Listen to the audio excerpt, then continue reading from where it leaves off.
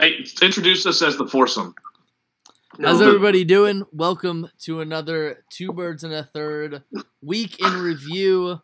This is the foursome here for the Two Birds and a Third football podcast. Ricky, what are we talking about today or tonight? Okay, so we're going to be talking about some of these head coach firings or some teams retaining certain head coaches that are mediocre. And then we're probably going to get into a couple other things, and then we'll get into just going through each of our picks for the wild card weekend games, going through each game, thinking who's going to win, and then picking the scores too. We have so many ties that are possible that Hank actually thought of so many ways that we could tie, that he's thought of everything. So we're good to go here. And guys, so many ways in which he could beat the system. Well, we just don't think that. But before we get into that, Hank went 160 and 96. Fuck. Then I was right behind him with 155 and 99. Josh had 141 and 105. Not bad. And DJ finished below 500 with 162 and 136. DJ was a Corey Coleman catch away from getting all 15 of those losses wiped off of his record. We were not going to talk about our teams, Hank. Hank, that is still Hank. My dad said you getting 160 and 91 is amazing. Unbelievable. Yeah, and just so you know how we did this week, I did the best at 11 and 5. Then Hank did the next best at 9 and 7. Then it was Josh at 8 and 8, and then 7 and 9 for DJ. So I think at a certain point in time, DJ just started picking the way I picked. yeah. Shut up. I really doubt that. I really have to look at those 16 losses, knowingly I was going to get from picking the Browns, which yes I was. One Corey Coleman. I mean, Josh was there with me when he dropped the pass. It was unreal. Guys. It was I literally went outside and threw the football, and every time I caught the football, I asked myself how hard it was to catch the football. Honestly, just so you know, I don't wear gloves. I don't wear stickum. On my hands every freaking play. Just so you know, if the Browns managed to win that game and he got all his wins back, he would have eclipsed Josh. Honestly, I think that realistically speaking, the Browns should have won 4 of those games. Realistically speaking, they should have won 4 of those games. I mean, but they did Browns things. Yeah. I think a little bit. I know we're straying off topic here, but I have to say, because I watched every single Browns game this year, fundamentals. Yeah. Which is weird coming from Hugh Jackson, but the lack of fundamentals. I mean, just the missed tackles, the missed sacks. They literally made every single quarterback look like Ben Roethlisberger breaking out of sacks. We just got to get better, and we'll get better. Or if you're Andy Reid, that's what you said. Or if you're at the podium each time. Or if you're Andy Reid, you would say, "I need to be better. The time is yours." Yeah, exactly. Let's get into these head coaches, because this is let's get right in. No, we gotta bring up, before we even get into anything, we gotta start with Marvin Lewis. Yeah. How do you re-sign him? Yes, he got fired. Yes, he beat the Ravens at the end of the year, but that was just more out of pure luck, converting on a 4th and 24. How does that get you 2 years? How does that get you a 2-year deal? You still played a garbage year all year, and you said you were going to resign. I think that, and I posted this on Twitter. I honestly think that Marvin Lewis has, before the season starts, he needs to go up to his players, like in the locker room before training camp ever starts, and be like, I think I'm going to retire after this year, or I'm going to retire after this game, because here's Because let me just tell you something. Those last 2 games of the season, they knocked off 2 possible playoff hopefuls in the Detroit Lions and the Baltimore Ravens. And those 2 games were their best games of the season. Their 2 best games of the season. Just keep saying you're going to retire. Honestly, they should have fired him, but it's very possible that they went into the process of looking at possible head coaches, and they thought to themselves, none of these guys are going to be as good as the guy we have right now. Which, I mean, that's going to piss Bengals fans off, and they'll think to themselves that they're in head coaching purgatory. Because I don't think that Marvin Lewis will last out those 2 years. But it's just he's getting fired next year. You think so? He's getting fired next year, guys. So is this they're going to extend it for 10 more years. Stop it. Do you think that they thought that they had a shot at John Gruden? No. John Gruden was going to Oakland. John Gruden. No, I'm talking way before. We're talking maybe 3 weeks left in the season. No. I think so, man. I think he talks with a lot of teams. I'm gonna be honest with you guys, and this, I'm kind of speaking on this topic out of turn, but I don't think that John Gruden is that good. Honestly. Yeah, I don't think he's that good. Hey. I think he's. Remember, he's older than he's not in his 30s anymore. Like when he was coaching the Raiders the first time. Yeah. Maybe being away from the field has helped him, and I think he might be able to be the perfect kind of that balance of he can be a hard ass, but also at the same time he can build guys up. I can't. And he can pull out their talent. When you win a Super Bowl with Brad Johnson, you deserve a little bit of credit. But that's true. Yeah, you should get a bunch of credit for also winning it with Tony Dungy's players. But let me also say that. And he did build that Oakland Raiders team. But let me tell you something. I just don't see John Gruden as being a hard ass. And I'm not this like head coach like genius person who's like, oh, I always know which head coach is going to be amazing before they. Hank, what are you talking about? You said Doug Peterson was going to be a bum this year. Exactly. You're always wrong about head coaches. No, exactly. I'm always wrong about head coaches, but I don't see John Gruden as being a hard ass. I see John Gruden as like he just seems too complimentary. You know what I'm saying?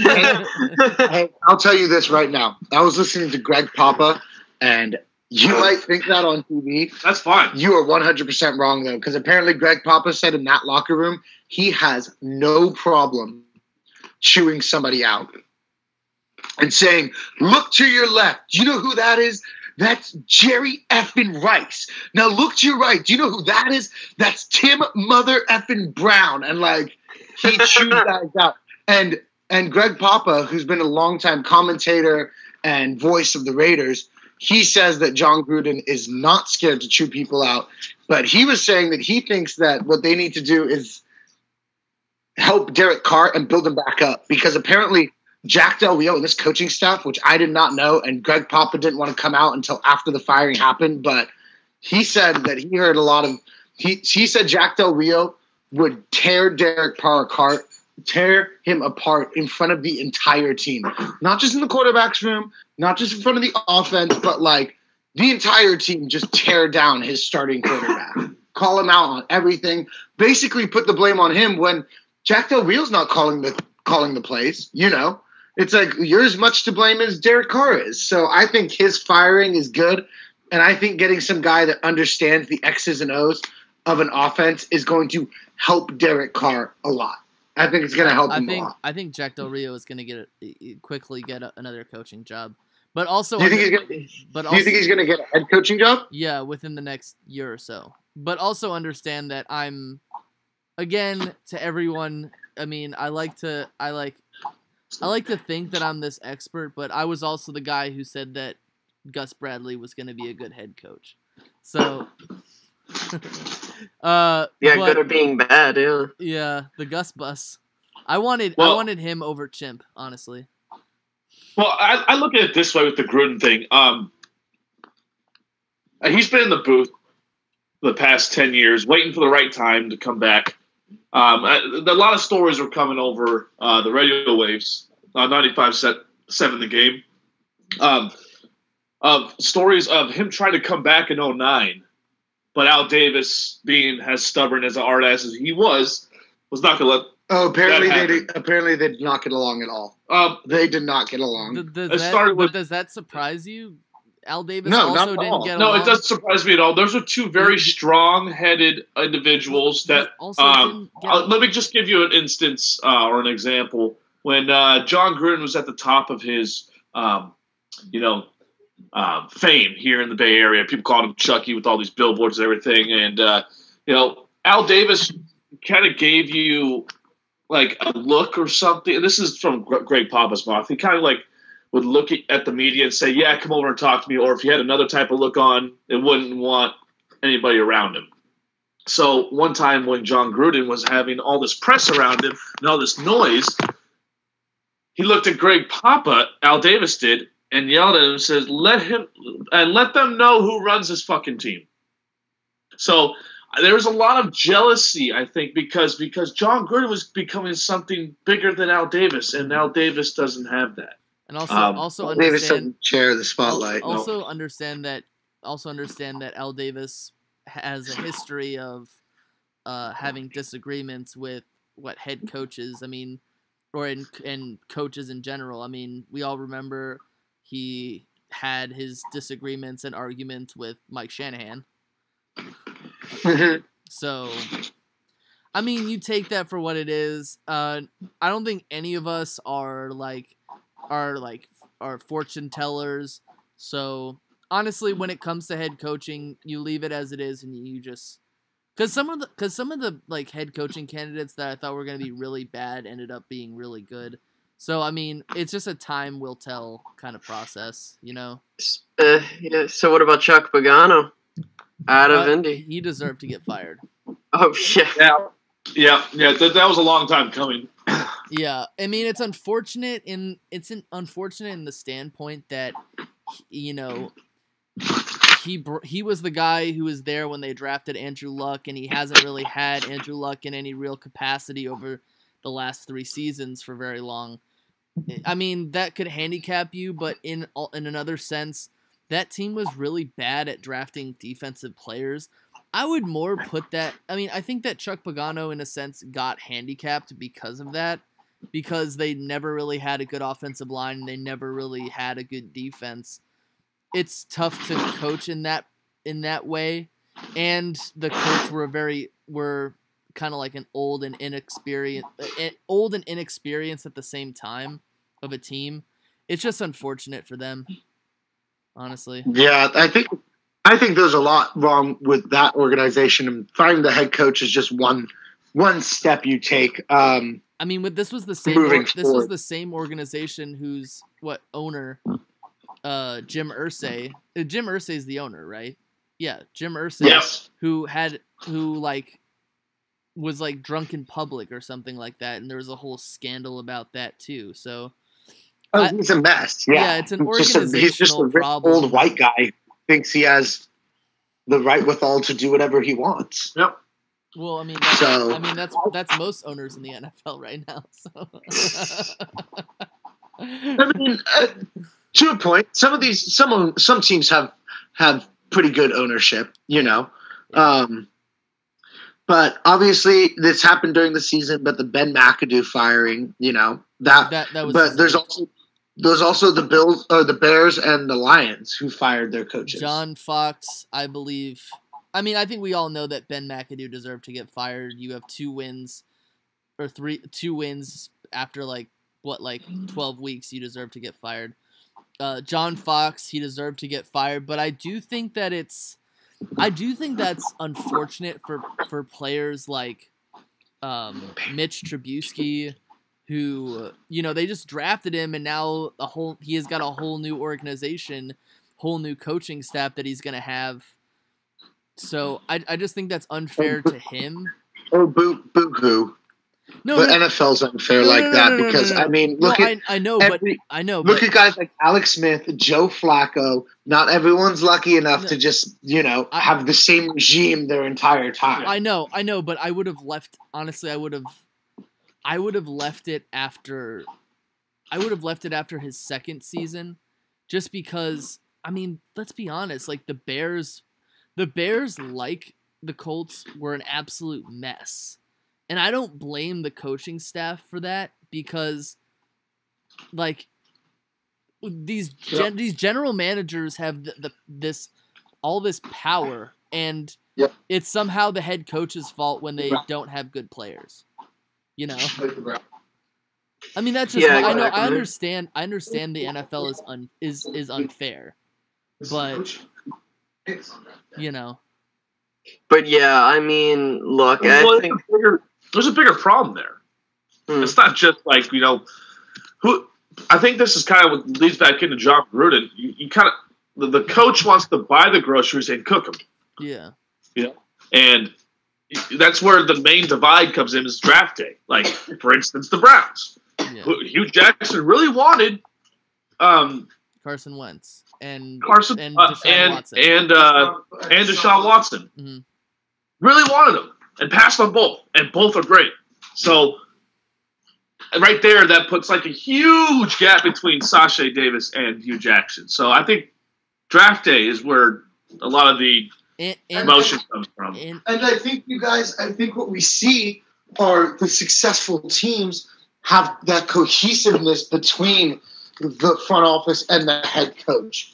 The teams like Baltimore, Pittsburgh, the Packers, the Patriots. The Patriots. I mean, once you start getting into these teams that are just over the years have been always fighting for playoff spots. You can even go as far as the Seattle Seahawks as well. Yes, they've had their deficiencies, but I mean, they kind of have the same ideas and the same views. These teams that are always good, the front office and the head coach, they discuss about who they want one and the same. I almost feel like with the Browns, it was almost like spiteful. Or you see in some organizations where the front office is saying they really, really want one guy, and you can kind of tell the coach is just kind of like,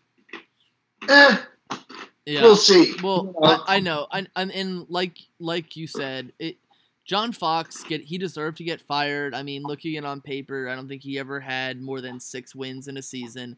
But at the same time, as an organization, you're absolutely killing your quarterbacks, your quarterback's development. I think that's really where they got screwed over. Not to mention the Bears didn't particularly have that good of a draft at all. And they really set themselves up really poorly for their future. Considering they traded up one spot to get the guy that literally they would have gotten anyway. The 49ers were going to take him to begin with. Yeah.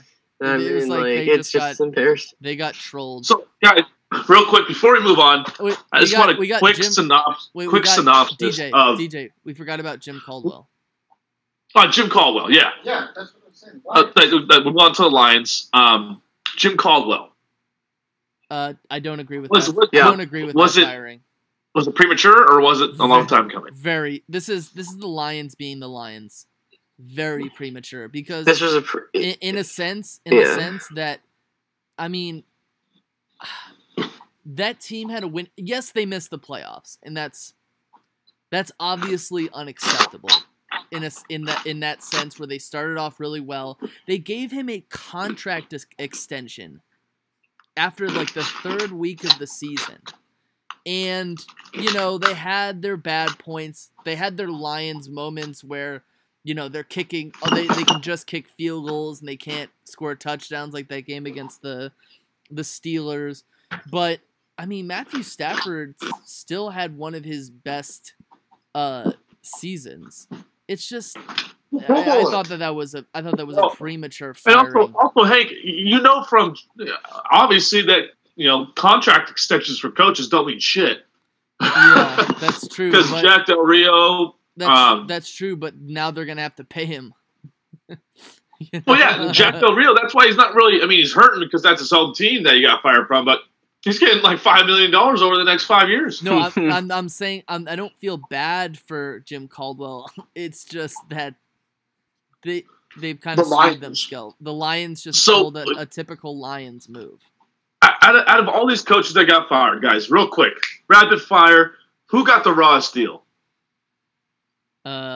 Jim Caldwell. Jim Caldwell, probably. Not Jack Del Rio? I think Jack Del Rio got a raw deal. Well, I don't. Why? He for that team. So. He's the head coach, and he took a team that should have had 14. They should have been 14-2 last year. They ended up being 13-3 because they missed a game with Derek Carr.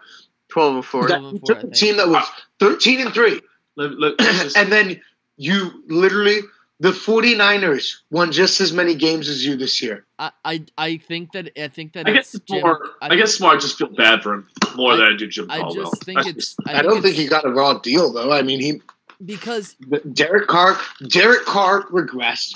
That entire team regressed on both sides of the ball. Offense and defense, it literally couldn't do anything. At the end of the day, that comes down to the head coach. I think that it's Jim Caldwell in the sense of in 2014 they had like a 12-4 season. 2014 12-4, 2015 they had a 7-9 season where they fired their offensive coordinator and promoted Jim Bob Cooter. Then they had a 9-7 season and went to the playoffs, and then this season they went 9-7. You know, you could argue that they should have gone to the playoffs if they had made like one or two plays. You know, it's unfortunate, but I think that in the end the coach won't. I don't think that Jim Caldwell is going to be batting an eye. I think he's going to, you know, take a vacation to the, you know, Bahamas or like or Hawaii or St. Thomas or something like that and just chill. He'll be counting his bills, you know. I think he did get the rawest deal, though, Hank, because like you said, the Lions, Jim Caldwell, they're right on the precipice of being a playoff team. Uh-huh. And like you said, it was a few plays here and there. The ball just didn't bounce their way. Yeah. You know? It was right there, though. Yeah, they have the nucleus that you need as a team. Yeah. You have an all-pro quarterback. Uh-huh. He's one of the best quarterbacks in the league. Yeah. Your defense actually has some young studs on it now. Mm. You pick up a couple more guys in the draft, and you can look at a very good team. Now you're throwing off your complete cohesion. And for what? Because you guys missed the playoffs by one game? One thing the Lions really need to do, and if moving forward, is they need to have on their team a true running back, because I've heard they haven't had a 100-yard rusher in over 18 years since Barry Sanders. They have not had a 100-yard game rusher. They have not had one. So they have had a single player who's gained 100 yards in a game. 100 yards rushing, I believe. They have not had a single player. They've had like Theo Riddick, who's like received and ran for 100 yards. But I heard some like they were during that Bears-Lions game. I think they haven't had 1,000-yard rusher in a season. Yeah. Since Barry Sanders. Barry Sanders. They haven't had a 100-yard rusher in almost 22 games or something. Yeah, but it's a 1,000-yard season since Barry Sanders. But still, the point is they haven't had that guy. They need just back. Honestly, they haven't had a 100-yard in the NFL. rusher. Sometimes you just need to strike gold. They've been running back by committee since I can remember. Yeah, since running backs who can do it. But don't get guys who can kind of sort of do it a little bit here and there. You need two guys. If you want to do a running back by committee, then you need to have two solid options. Okay, like Alvin Kamara and Melvin Ingram. Running back by committee. They do works really well. They do kind of have a running back by committee with Abdullah and Riddick. You know, I mean that's not a bad. Abdullah has some. Yeah, but the other running backs by committee, Hank. You know, it's at least like a team like at least one of them will at least get to 100 yards. Yeah. You know, like it's a committee, but one of them will have a game, and then you feed the hot hand. I feel like none of the Lions running backs ever get the hot hand. Yeah. So I got one more quick question for you guys. Sorry to keep pressing forward. No worries. I just wanted to bring him up. No worries. Oh, did you want to say something real quick? Oh no. I'm going on to what you were Okay. talking about. Okay. Yeah. So I was posed a pretty good question here when I was driving, listening to the radio. It was who would you rather have right now as your coach, John Gruden or Mike Shanahan? Mike Shanahan. Ew. Hold on. Ew. Hold on.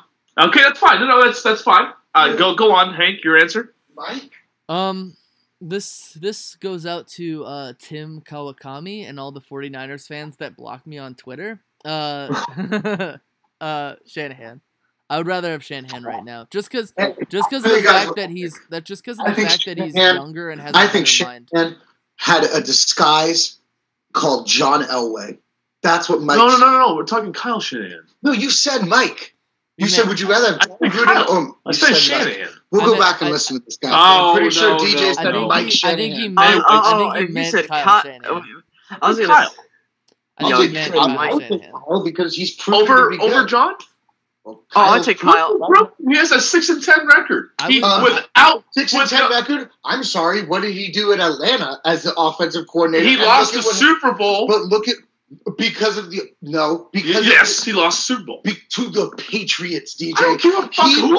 He won. How many games did he win for them that year? Great. You're great. Let me finish. Okay, let me finish. What did the Atlanta Falcons do on offense this year? You're right. How many touchdowns did Julio Jones have this year compared to last year? Okay. How good was Matt Ryan this year compared to last year? Cool. You got all the way, but couldn't cash in. You couldn't cash in. John Gruden cashed in one time. John Gruden cashed in one time 20-plus years ago. Let me finish. So I'd rather have a guy. I know Kyle Shanahan's been doing offenses in the NFL for the past decade. I understand. He was a coach at the Browns. Now, I have a guy who's been doing commentary, looking up at all the plays, looking up at all the teams, getting information on all the teams, watching all those teams' tapes. You hear that guy? So you hear that guy? Kyle Shanahan doesn't watch tape. He watches his own tape. Just so you know, even though you did mean Kyle Shanahan, I would still take Mike Shanahan over John Gruden. I will say this right now: the first play that John Gruden, if John Gruden becomes the Raiders head coach, the first play that he's gonna call from scrimmage, Spider 2 wide banana. Yeah, we all know. Spider 2 wide banana. I get what you're trying to say about John Gruden. He got a team to a Super Bowl. Atlanta's defense is what helped them win the Super Bowl. They could not do it on offense in the second half at all. Completely dead. Well, but that was also the same offense that got them to the Super Bowl. I understand that, but that's regular season. I know you got to get to the playoffs, but in the season, defenses win championships. I think you should just give Kyle Shanahan time because a heartbeat. Okay, that's your opinion. I think you should. I think we should. And I think that you're honestly arguing about two pretty good coaches right now. So it's kind of I'm not. We're both just having a conversation, not arguing. I'm not trying to say. My preference would be John Gruden, a guy who's been up in the booth watching the whole time. My preference would be Kyle Shanahan. Yeah, that's same. Okay. But anywho, all right, let's go to the playoff game. Screw my man. Let's go to the real fighting on the field, So let's get to these playoff games. So we're gonna go through now. For those that don't know how it's gonna work, we do the pick'em thingamajigs, but also we're gonna do them for the playoffs. Now, for the most part, we're gonna be picking who's gonna win as well as the score, and the score is more or less a tiebreaker. But anywho. Let's get to this first matchup. Tennessee is traveling to Kansas City to take on those pesky Chiefs. I'll go first and not be the douchebag that I said I was gonna be. I'm gonna go ahead and pick the Chiefs to win this game, 21-13. The Titans' offense and their quarterback play has been very lackadaisical this whole season. I think Marcus Mariota, sorry Wes, has more interceptions than he has touchdown passes.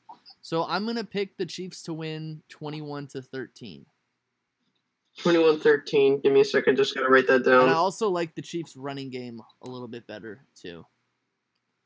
Their defense isn't a lot better, but I think that with the fact that the Titans' offense kind of handicapping them, I think that it's a win for the Chiefs, 21-13.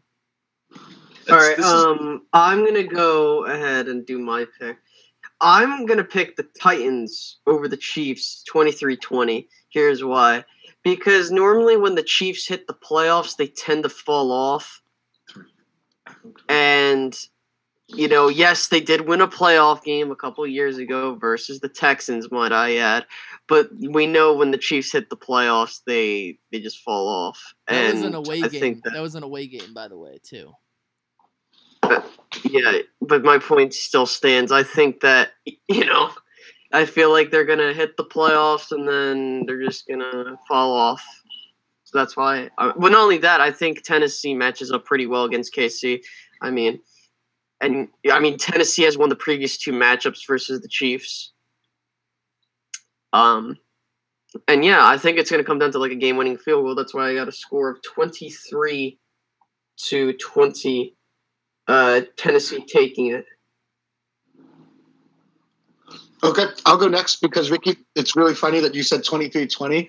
I already had my pick written down as Tennessee 24-20. So I'm going with Tennessee too. I think Tennessee's run game is starting to get going. And Hank, I know you like Kareem Hunt, but I think that double-headed monster in Derrick Henry and DeMarco Murray. I just think that makes that team. I think running in the postseason in January is what gets teams through the playoffs. I think they'll be able to do their play action well. Marcus is looking a lot healthier after the hamstring that hurt him during the year. I think he's been throwing a lot better on the run in the recent weeks. So I'm going with Tennessee 24-20. Is DeMarco Murray playing this game? Yeah. But didn't he tear his MCL? I think it's a knee injury. I think. Who are you going with, DJ? This is going to be a slobber knocker. This one's going to be one of those. You're going to be inside Kansas City, Arrowhead Stadium.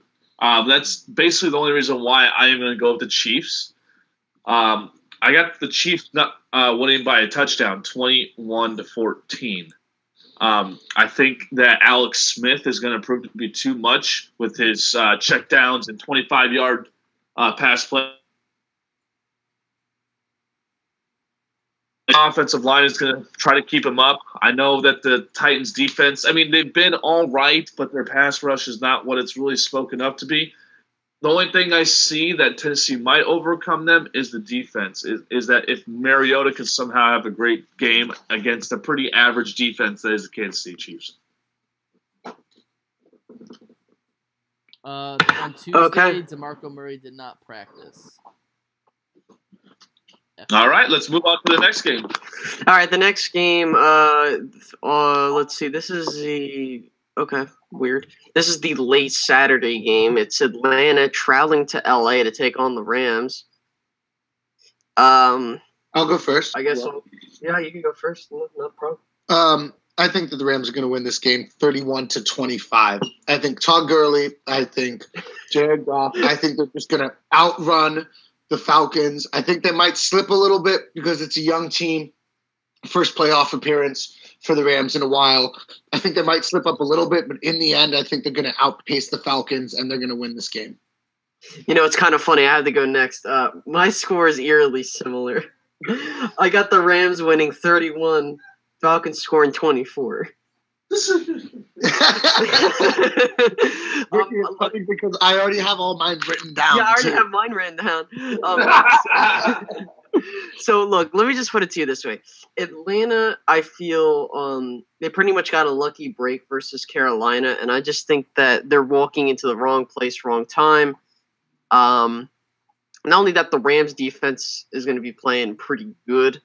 A lot of people are misunderstanding and underestimating the hiring of Wade Phillips, which I think is going to become paramount over the course of the playoffs. I think that the Falcons put up somewhat of a decent fight, but I think the Rams pull away 31-24. All right. Hank? Basically the reasons why you just said, I think the Rams are going to win 45-21. Oh, it's a hell of a... Because it's going to be, let's be honest, it's going to be a warm weather game. Yeah. Or relatively warm, probably the warmest weather game throughout the playoffs. So I have the Rams winning 45-21.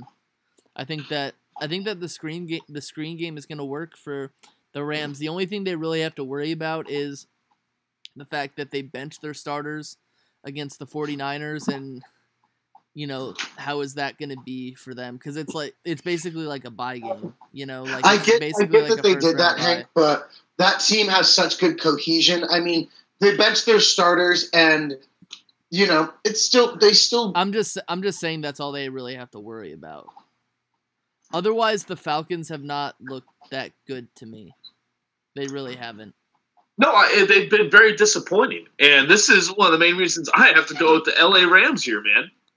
I'm going LA Rams 31-21. It's going to be Todd Gurley, basically just Todd Gurley. Jared Goff's going to Cooper Kupp sometimes, but Todd Gurley all day, 3 touchdowns. He goes over 150 yards rushing and 45 yards receiving. Glad we have that recorded because that's what's going to happen. Okay, so let's get to the next game. The final AFC playoff game for Wildcard Weekend, Sunday. Buffalo, first time, might I add, since 1999, the first time that they've made a playoff appearance in this millennium. Just so you know, I was only 1 year old by the last time they made the playoffs, so this is going to be interesting. So this is going to be the first time I'm seeing them. Well, we were 9 and 10. Yeah, I was 10. I was 10 years old. I was like 9. Yeah. That goes to show you how time flies and how much the Bills have been mediocrity. And it's ironic they get into the playoffs in 9 and 7. But anywho, that's besides the point. Also, Jacksonville making their first playoff appearance since 2007. Or 8, whatever. The point is that they've not been in it in a long time. But I think this is my personal favorite. I can't wait for this one. And what do you have as the score? I thought some people were going else. Going first. I'm taking the Jags over the Bills 27-17. I think that the Bills, without LaShawn McCoy, kind of get exposed. Yeah, I mean, I just think that the Bills are going to be outmatched in this game.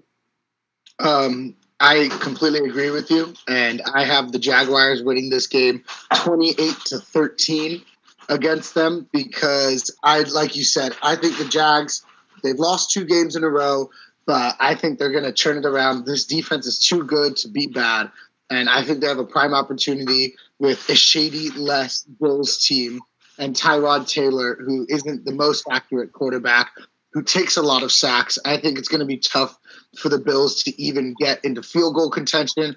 I think most of this game it's going to be Bills 6 points. They may score a garbage time touchdown to put them up to that 13. I'm picking the Jacksonville Jaguars to win this game 10-8. Hank is picking. I think Is that 10-8. Holy shit. I was going something around the similar type honestly, there. I think the Jaguars are going to score a touchdown and a field goal. The Bills are going to score 3 field goals, and they're going to start the game off with a safety. So I think it's going to be 10-8. And for the reasons why you said, I think that I don't think the Bills' offense will be as efficient. I don't think they'll be as efficient without McCoy. I think that the Jaguars are going to play this game a lot like they played against a lot like the way they played against what's his name, Russell Wilson. So they have better corners. They have a better D line. Their linebackers are pretty good. Yeah. So DJ. Yeah, I have the Jaguars winning this one 20-17. I think You know what? 20-14. 20-14. Sorry. I don't think the Bills are a very good football team. I think they squeaked in by the hair of their chinny chin chin. They squeaked in because the Ravens lost. Exactly. Yeah, exactly. So let's be honest here. They have no offense. I'll be surprised if they even get to 14. It should actually probably be 10. You know what? I'm going 2010. 2010 is my final answer. Okay, is that your final answer? Because I've had to write my notebook 3 times. I know. Mine looks all messed up too, Ricky. Stop doing that. Ricky, what was your score for this game? 27 to what? 17? 17. Yeah, so me and you are kind of in the same ballpark. Yeah, again. Is LeSean out still? I think Yes. he's gonna. going to well, be out. they- Yeah. he's I think not. it's the end of his. He's not Yeah. ruled. He's not ruled out. I think he's going to try to play. I think he's gonna try to play, and I think it's a bad idea. I think it's a bad idea too. 'Cause you're the and- Bills. For the final game, another pretty good game. Carolina going to New Orleans for the 3rd time. Keep in mind, that the Saints have swept the Panthers this season by double-digit margins, and that is why I am picking the Saints to win this game. But not by double-digit margins. I'm thinking it's going to be a close game down to the wire. I think that New Orleans' rushing attack is way too much for the Panthers to handle. Granted, I will understand that the Panthers also do have a potent rushing attack with Cam Newton and Christian McCaffrey, but I feel like the Saints with Drew Brees and those weapons and that defense, this is a coin toss for me. So I went with New Orleans 31, Carolina 27. All right, 31 to 27, New Orleans. Mm-hmm. Okay, Ricky, this is the one that we are off on here, buddy. I think it has been a double-digit margin, but I think the Panthers, they've been here before recently. Cam's been here before recently. It's a division game, so I think it's going to be close, but I think this might be the most exciting game of the weekend. I think it's going to be a slobber knocker, back and forth, going heads up to 45-38, the Saints. Damn. Man, oh man, this is the game of the week. This is it. What was that score? I'm going 38. 45 to 38. 45-38. Got it. That is a Hank pick. His 45-21 for the Rams. But I really have to go with someone who's really been there before, and that's Drew Brees. And they're coming to the Saints. So they're going to be in the Mercedes-Benz. Is still called that? Or Yeah. I call it the Superdome. The Superdome. I think their fans are going to be a huge advantage for them. I think Drew Brees is ready for this. Hopefully, it's not his final hurrah, but hopefully he gets to go back to the playoffs every so often. But I think he's going to want this one real bad. I think the NFC is wide open. He understands that, and he's ready to strike. And just so you know, I have to pick the score. I'm sorry. Yeah, pick the score, and I want to bring up an important point. I would have to go with the Saints 31, the Panthers 28. Okay, so me and you have a very similar score.